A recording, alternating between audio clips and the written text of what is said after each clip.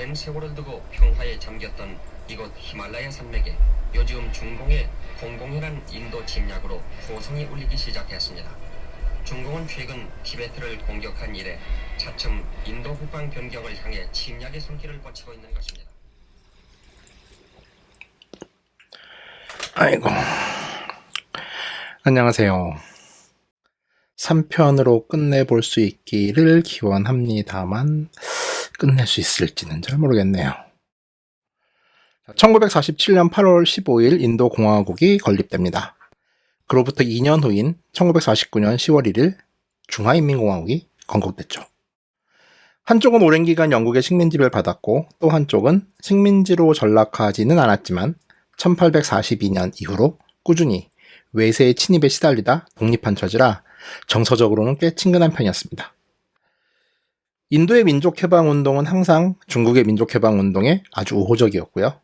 중국도 인도의 민족해방운동을 항상 관심 있게 지켜봤죠. 중화인민공화국이 중화민국을 타이완으로 쫓아내고 대륙의 주인이 되자 중국을 국가로 인정하고 수교를 맺은 일바도 바로 인도였습니다. 당시만 해도 타이완이 국제사회에서 중국을 대표하던 시점이었고 중화인민공화국은 약간 중국을 다스리는 무장단체 같은 것에 불과하던 시점이었는데 말이죠. 인도의 초대 수상인 네루도 경제적으로는 사회주의를 추구했을 만큼 여러모로 중국과 거리가 멀지 않았습니다. 사실 문화대혁명의 대대적인 실패 이전 서구 사회도 중국의 모델을 이상적으로 바라보던 경향이 있었으니까요. 대표적으로 프랑스의 철학자인 사르트르 같은 경우는 문화대혁명 시기의 중국을 약간 이상형 같은 느낌으로 묘사하기도 했었어요. 실제로 그땐 전 세계가 그랬으니까요. 자, 갈등은 중화인민공화국이 티베트를 침공하고 결국 티베트를 합병하면서 시작됩니다. 1950년 인도의 수상 네루는 중국의 티베트 침공을 강력하게 반대한 입장을 취하죠. 하지만 중국의 티베트 점령은 너무 빨리 이루어졌고 티베트도 달라이라마를 지도자로 하는 자치를 인정하자 17조 합의라는 거를 맺어서 중국의 일부가 되는데 동의해버립니다. 티베트 입장에서는 어쩔 수 없는 상황이기도 했죠. 인도로서도 별 방법이 없었기 때문에 1954년 판치힐 조약이라는 걸 맺습니다. 그러니까 인도와 중국 사이에 평화로운 공존을 위한 5가지 원칙을 천명한 이 조약에서 인도는 서로의 영토 보존과 주권에 대한 상호 존중, 불가침, 내부 문제에 대한 상호 비간섭, 평등과 상호 이익, 평화 공존을 천명하면서 중국의 티베트 종주권을 인정합니다. 조금 다른 이야기를 하는데 이게 약간 이어진 이야기이긴 하거든요. 중국 건국의 아버지인 마오쩌둥은 스탈린의 우등생 정도로 표현을 해야 할까요? 어쨌건 중국의 건국 과정에서 소련의 역할은 무척 지대했습니다. 공산당과 국민당 간의 대륙 쟁탈전인 국공내전 당시 만주를 통한 소련의 지원이 없었다면 중국 공산당이 중국을 통일한 일은 없었을지도 모릅니다. 흔히 국민당의 대륙 패퇴가 국민당의 부정부패, 민심 위반 이런 거에 포커싱을 맞춘 경향이 있긴 한데 당시 상황을 조금 더 깊게 살펴보면 대륙에서의 소용돌이를 원치 않는 미국은 국민당 정부에 대한 아주 제한적인 지원을 했어요. 그리고 국민당 정부를 그다지 신뢰하지 않았죠. 그러니까 차관 제공도 차일피일 미뤘고 무기도 제때 제공하지 않는 등 약간 좀 비우호적인 입장을 취했던 데 반해서 소련 같은 경우는 만주를 통해서 육지가 연결되는 상황이잖아요. 그러니까 이쪽을 통해서 군수물자가 대량으로 올 수 있었고 사실 45년 일본이 패퇴하고 나서 이제 소련군이 만주를 지배하는 시기가 있었는데 이 시기에 있던 일본군이 남기고 간 모든 군수물자를 소련군이 철수하면서 만주에 그냥 떨궈 놓고 갑니다. 이거는 모두 홍군이 모두 차지할 수 있게 되었고 또 당시 이제 일본 제국주의 시절에 동아시아 최대의 중화학 산업단지였던 한국의 흥남, 그러니까 조선의 흥남이죠. 지금 북한 땅인 그곳에 있던 모든 군수 물자 같은 것들도 당시 막 건국한 북한 정부를 통해서 중국으로 대량으로 넘어가는 상황이었어요. 그러니까 중국 공산당 같은 경우는 소련과 북한의 지원을 받았고 일본군이 놓고 간 이제 관동군의 모든 무기와 물자를 공급받은 상태에서 국공내전을 치를 수가 있었죠. 그래가지고 어떤 학자들 같은 경우는 굳이 이 국공내전에서 국민당이 패배한 게 그냥 그들의 부패만이 아니라 정상적인 상황이었어도 국민당 정부의 실기가 없는 정상적인 상황이었어도 전쟁은 졌을 것이다. 내전은 졌을 것이다. 라고 보는 시각도 있어요. 그리고 이제 우리는 흔히 북중 관계를 한국전쟁 당시 중국군이 이제 북한을 도와줬다라고까지만 알고 있는데 사실 국共내전 당시에 이미 북한이 중국을 막대하게 도와준 게 있기 때문에 북중 관계는 이제 한미 관계는 좀 약간 미국이 일방적으로 이제 좀 뭐 미국 입장에서는 희생한 그런 관계인 일방적인 혈맹 관계라면은 북중 관계는 좀 더 이제 상호적인 혈맹 관계죠. 그러니까 이게 사실 우리가 생각하는 것보다 훨씬 더 강력한 관계이긴 합니다. 이렇게 중국 혁명에서 이제 소련의 도움을 무지막지하게 받았던 중국이다 보니까 이제 스탈린 생전에 스탈린과 마오쩌둥과의 관계는 거의 교장 선생님과 우등생 정도의 관계였어요. 그러니까 마오는 실제로 스탈린을 존경했는지 모르겠지만 살아있을 때 말로는 최소한 끊임없이 존경을 표현했고 언제나 스탈린의 인정을 받고 싶어 했죠. 지금이야 중국에서 뭐 스탈린이나 레닌에 대한 존경심을 공고의적으로 표현하는 그런 선전물들이 좀 없는데요, 거의. 1950년대만 하더라도 뭐 저도 물론 이제 그때 자료를 보면은 중국 전역의 유일한 모델은 스탈린과 소련이었고 이제 유일한 지도자는 스탈린이었던 거죠. 하지만 스탈린이 죽고 나서 뒤이어 집권한 그 후르쇼프는 스탈린 격하 운동을 벌입니다. 뭐 아마 제 세대 정도라면은 윤리 시간에 배웠을 이야기고 요즘 세대도 아마 배우겠죠. 스탈린 격하 운동이 벌어지자 소련도 소련이지만 가장 경악한 건 중국이었습니다. 그러니까 마오는 당시 무척 복잡한 심사였던 것 같아요. 그러니까 스탈린이 죽고 소련이 스탈린을 격하하고 그 사상을 계승하지 않는다면 그러면 스탈린의 뒤를 잇는 세계적인 공산주의 지도자는 나 아닌가? 내가? 마오쩌둥이? 가 되는 거죠. 그래서 인구로서도 사실 중국은 이제 세계에서 당시만 해도 지금도 그렇지만 가장 큰 공산주의 커뮤니티였으니까요. 그리고 그 수장은 마오쩌둥이었죠. 당시 마오 그리고 중국 공산당의 관점은 딱 이런 겁니다. 명제국이 멸망하고 만주족이 청제국을 세워서 중국을 지배하자 이제 중화의 도가 떨어졌으니 조선이야말로 유일한 중화의 계승자다 같은 조선 말기 조선 사대부들이 했던 생각을 마오쩌둥이 했던 것 같아요. 그러니까 마오쩌둥은 이제 스탈린을 격하하는 상황에서 그리고 소련은 수정주의자가 되어서 공산주의의 대의를 배신했기 때문에 전 세계 공산주의의 수장, 그러니까 중화는 중화의 도를 내가 이었다 뭐 이런 개념이었던 거죠. 아무튼 이때부터 이제 소련과 중국은 밀월기를 지나서 냉각기에 접어들고 결국 이제 그 이후에 60년대 말이 되면 이제 국경 충돌까지 벌어지는 단절기가 시작이 되는 거죠.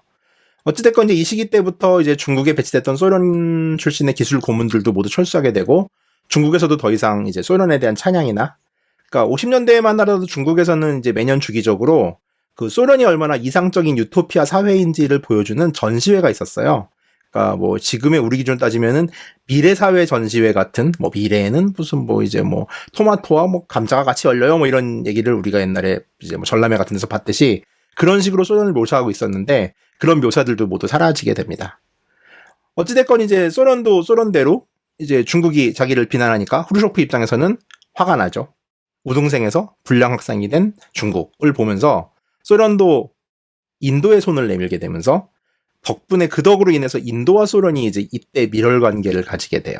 그 뭐 인도의 내루 수상으로서도 당시로서는 손꼽히던 이강 중의 G2죠. 지금 기준으로는 G2 중에 하나인 소련의 지원을 받는 거는 나쁘지 않은 상황이었던 거니까요. 1962년이 되면 설상가상으로 야심차게 중국이 시도한 대약진 운동이 실패로 끝나게 되고 마오쩌둥은 이선으로 후퇴하는 상황이 발생합니다. 중국은 경제적으로도 폭망했고 소련과의 관계도 이때까지는 뭐 단절이라고 말할 수 없지만 이제 악화일로를 걷게 되는 상황인 거죠. 사실 이제 공산주의권 같은 경우는 당시만 해도 이제 블럭이 전 세계가 1세계와 2세계가 칼같이 나눠지던 시대라 그러니까 구상무역 그러니까 중국 같은 경우는 이제 소련의 식량이나 혹은 이제 그런 생필품 같은 경공업품을 주고 소련은 중공업품 같은 거를 주는 식의 이제 물물교환식의 무역이 이루어지던 상태였기 때문에 소련과의 관계가 단절된다는 거는 중국은 모든 물자를 자급자족해야 되는 상황에 빠질 수밖에 없는 거였던 거예요. 그러니까 이제 중국의 수출길과 가장 중요한 수출길과 수입길이 모두 막힌다는 이야기였죠. 대약진 운동이 폭망을 거듭해 가던 1959년 중국의 점령 지역 사람들은 이 나라가 이게 한 10년 만에 망하겠구나 라는 생각을 했을지도 모르겠어요. 왜냐하면 뭐 토지 개혁으로 인한 혼란부터 해가지고서 중국은 계속 사람을 죽여대는 시기였으니까요. 자, 눈치 빠른 민족주의자들이 등장합니다. 티베트의 캄 지역, 그러니까 지금의 스촨성 서부 지역과 암도라고 하는 지금의 칭하이성 지역에서 티베트인들의 무장 투쟁이 시작됩니다. 참고로 상식 삼아 알아두시면은 지금 중국 행정구역상에 있는 시장 자치구, 그러니까 티베트 자치구는 전통적인 티베트 인구의 한 티베트 영토의 절반쯤밖에 안 돼요.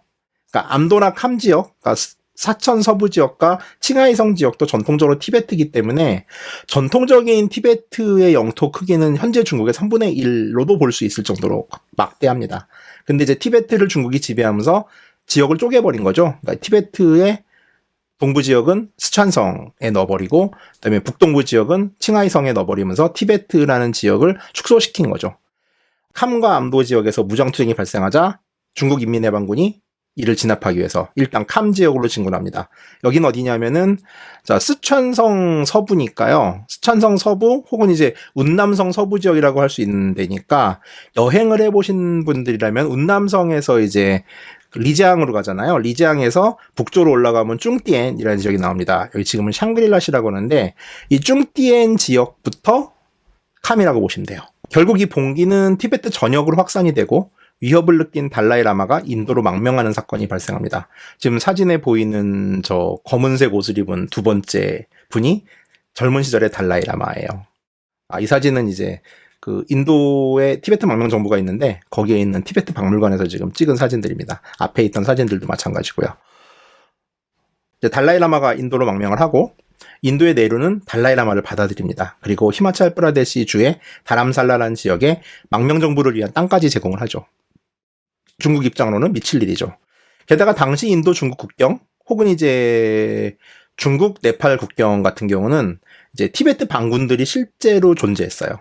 그러니까 몇천 명 단위가 존재했었고 특히 네팔 중국 국경에 있는 티베트 반군들은 미국의 CIA가 무기를 공수했을 정도로 무장 상태도 상당히 좋은 편이었습니다.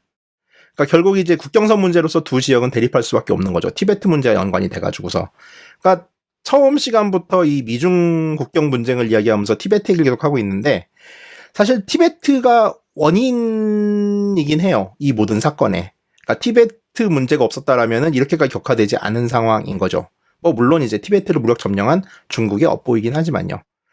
자, 1959년 이제 두 지역은 긴장 상태에 돌입하게 되고요. 10월 중국군이 인도군 경찰을 습격해서 인도군 경찰 9명이 사망하는 사태까지 이르게 됩니다. 이 총격 사건의 근원적 원인은 이제 명확하지 않은 국경선, 지난 시간에 얘기했던 맥마흔 라인 때문이었죠. 그러니까 맥마흔 라인을 인정할 것인가, 중국 정부 입장에서는. 그리고 이 맥마흔 라인 자체가 가지는 모호함 때문이기도 했어요. 즉, 두 나라는 이제 이 일을 계기로 이제 중국이 티베트를 먹은 일과 그런 사건을 내 연장선상에서 국경선을 명확하게 해야 될 필요성을 느낍니다. 물론 이런 국경선의 합의가 말로, 대화로 평화롭게 해결이 된다면은 그것은 사람 사는 세상이 아니겠죠. 게다가 설상가상으로 인도가 확정한 국경선에 중국이 도로를 건설한 일이 발생합니다. 현재 중국의 내셔널 하이웨이 G219 도로가 그건데요. 바로 여기에 있습니다. 그때도 말했지만 인도 국경선은 이렇게 인도가 주장하는 지도는 모자 모양으로 돼 있고 여기가 이제 중국령 지배지역 낙사이친 지역이에요. 근데 이제 1962년 인도와 중국이 전쟁을 하기 전까지만 하더라도 이 지역은 이제 인도가 일단 시로 지배를 하고 있었다고 볼 수 있죠. 근데 문제는 이제 교통편도 안 좋고 여기가 원체 험지다 보니까 인도군은 여기를 자신의 국경이라고 선언을 했을 뿐이지 실제적으로 군대를 투입하거나 군대가 여기 국경을 지키거나 한 일은 없었던 모양이에요. 1951년에 중국이 이 사이에 지금 이제 확대를 해보면은 지금 확대를 하면서 선이 없어지는데 이 도로가 하나 있습니다. G219라는 도로인데 1951년에 건설을 시작해서 1957년에 완공을 합니다. 웃긴 이야기를 하나 하자면 당시만 해도 인도는 여기가 이제 자기 땅이라고 주장을 했고 시로 지배를 하고 있었다고 하는데 자기 땅에서 중국군이 도로 공사하는 걸 인도는 몰라요. 그리고 중국군이 G219 도로를 건설하고 나서 이제 우리 이제 이 길을 뚫었어요. 만만세 하면서 이건 이제 곧 파키스탄으로 연결될 거예요라고 하는 방송을 보고서 인도는 압니다. 저기 우리 땅인데 쟤네들이 왜 도로를 깔고 있지? 라는 상황이 된 거죠. 이때만 하더라도 히말라야의 이 산골짜기까지 병력을 보낼 능력은 없었어요. 진짜 야크랑 당나귀에 짐 싣고 다니던 시절이었거든요. 인도는 어차피 자기가 선언한 국경을 지켜야 되니까 황급히 도로 건설에 착수합니다. 당시의 인도 도로 사정은 어땠냐? 자, 영국이 건설한 그랜드 트렁크 로드라는 도로가 있어요. 인도에서는 이게 내셔널 하이웨이, 그러니까 국도 1번인데 그 대영 제국 시절의 수도였던, 그러니까 인도 제국 시절의 수도였던 캘커타에서 시작해가지고서 쭉 서쪽으로 갑니다. 바라나시를 거쳐서 뭐 깐푸르, 럭나우를 거쳐가지고서 뉴델리까지 간 다음에 이 길은 북쪽으로 방향을 잡아가지고서 암리차르를 거쳐서 잠무까지 가요. 요게 영국 시절에 건설했던 도로예요. 여기까지. 그리고 인도가 독립하고 나서 이제 카슈미르 분쟁이라는 게 생기죠. 파키스탄하고. 그러니까 잠무에서 스리나가르까지의 도로가 1940년대 후반부터 50년대 초반까지 급하게 만들어져요. 여기까지는 포장도로가 있고요. 자, 전쟁이 나고 있는 지금 지역은 이 지역이에요. 악사이친 지역은. 도로는 여기까지 있어요. 스리나가르까지. 그럼 이제 여기서부터 일단 레까지 가는 도로를 만들어야겠죠. 레는 라다크 지역의 중심 도시니까. 인도는 급히 1959년부터 공사를 시작해서 스리나가르에서 까르길까지 가는 포장도로를 1962년에 완공합니다. 이 구간은 이제 최초로 생긴 라다크 지역으로 들어가는 구간인데 한 이쯤에 조지라라고 하는 3,800m, 3,900m 정도 되는 고개가 있어요. 이 고개만 험지고 이 고개만 넘어가면은 거기서부터 까르길, 드라스, 까르길, 라마유를 거쳐서 레까지 가는 길은 한 3,300m, 3,600m 정도로 평지에 가까울 정도로 순탄한 고원지대가 펼쳐져요. 그러니까 조지라만 뚫었으면은 일단 여기까지는 이제 군대가 오케이죠. 물론 이 조지라 때문에 이 길은 매년 이당 심는 5월에서부터 9월까지만 길이 열리는, 그러니까 1년에 반 이상은 못 다니는 길이긴 한데 어쨌든 군사도로가 만들어집니다. 그러니까 1962년 이 까르길까지 도로를 만든 상태에서 인도군은 이제 여기까지는 길이 그나마 포장을 안 돼도 포장을 하지 않아도 움직일 수 있으니까 뭐 노세나 야크 같은 걸 동원해 가지고서 군대를 배치하기 시작해서 62년 여름이 되면은 드디어 이제 여기 있는 맥마흔 라인까지 군대들을 배치하기 시작합니다.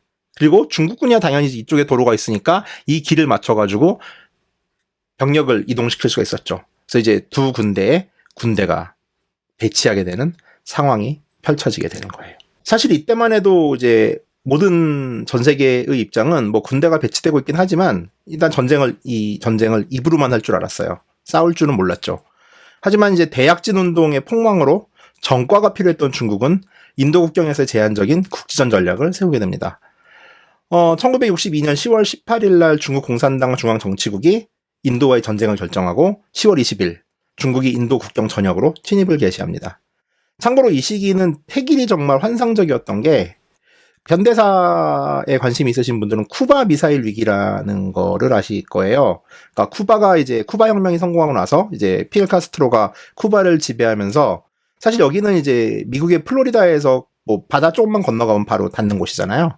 그래서 여기서 이제 소련은 이제 미사일을 운반해가지고 쿠바에 기지를 건설하려고 그러고 미국 입장에서는 이제 이때만 해도 9.11 이전이다 보니까 본토 공격을 한 번도 안 받은 상황이잖아요. 그러니까 이제 본토를 공격받을 수 있는 위협 때문에 그 미군이 이제 소련 함정을 쿠바 길목에서 막고 쿠바 해안을 봉쇄하게 돼요. 그래서 이 사태가 이제 존 F 케네디 대통령 시대인데, 그러니까 이것 때문에 핵전쟁 위기까지 갑니다. 실제 이 당시 많은 사람들은 3차 대전이 일어날 거라고 생각을 했어요.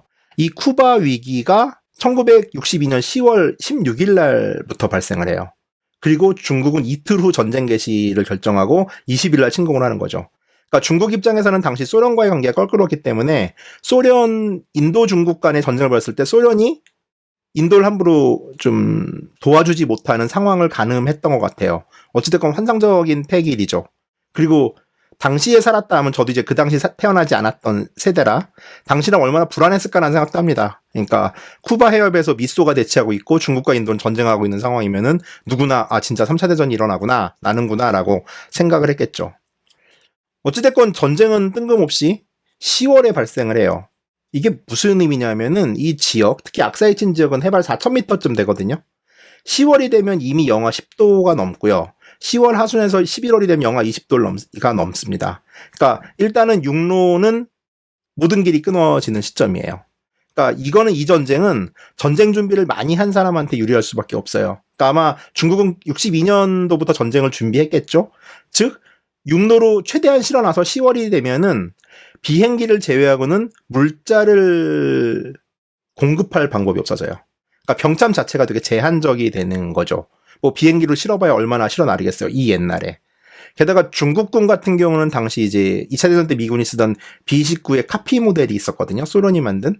그러니까 이게 좀 꽤 당시로서는 어찌됐건 어마어마한 수송기여가지고 이로 인해서 전쟁이 개시됐을 때도 계속 물자를 공급할 수 있었던 반면 인도군은 이제 그 까르길까지 스리나갈에서 까르길까지 가는 도로가 겨울이라 끊어진 상태여서 결국 그때 이제까지 62년도에 옮겨놨던 병력과 이제 그 병력을 가지고 전쟁을 할 수밖에 없는 상황이었어요.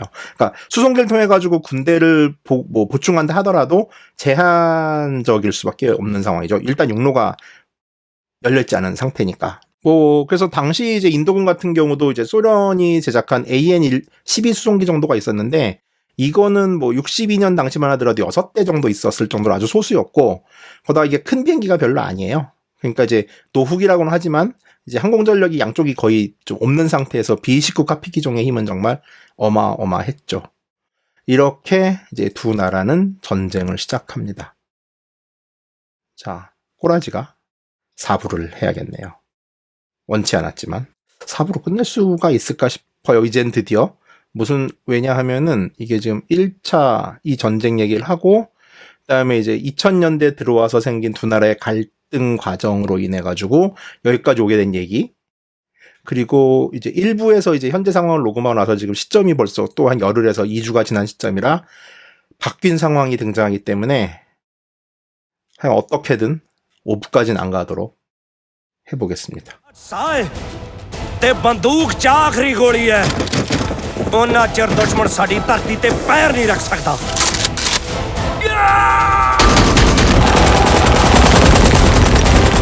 ਬੋਲੇ ਸੋਨਿਹਾ ਇੱਕ ਗੋਲੀ ਇੱਕ ਦੁਸ਼ਮਣ